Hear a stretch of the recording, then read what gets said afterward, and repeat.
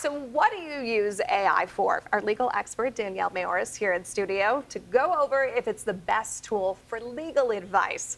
This AI conversation is just growing and growing and growing. I don't see an end in sight.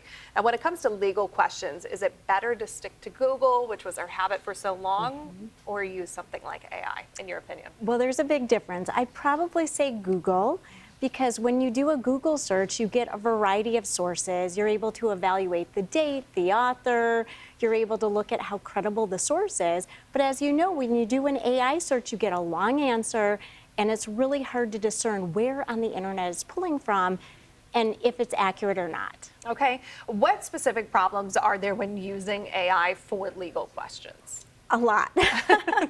You don't know, as I said, where it's pulling from. So it could be pulling from a website that has outdated laws on it. It could be pulling from another state that the laws are totally different than the state that you live in. So the stakes are usually very high when we're dealing with legal issues. And if you're relying on that, you could miss deadlines with the court, whether it's filing your claim or documents. And if you're using it to create a document, whether it's a will or a contract, something along those lines, you don't really know if it conforms with the laws in your state. So you're taking a big risk. So given your expertise, should people totally avoid AI for legal questions? Not necessarily. Okay. So I think it's a great starting point, probably not a good finishing point. And we've actually had a lot of clients come into our office with their AI printed out, thinking they know everything about the law. And what we find is that what they have is not accurate. So it's very, very important to meet with an attorney, because the attorney, if we were to do AI, which I don't recommend highly either, but you know, there's different prompts that you can type in. And for the average layperson, they really don't know what they don't know.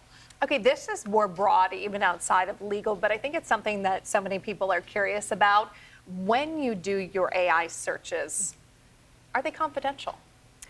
Probably not, no. We had a recent case come out. There is no attorney-client privilege. When you meet with your attorney and you're pouring your heart out and sharing confidential information, you don't have to worry about it going anywhere beyond the four walls of that room. But when you're doing an AI search and you're typing in potentially confidential information, that can be made public, and it may be used in a case against you.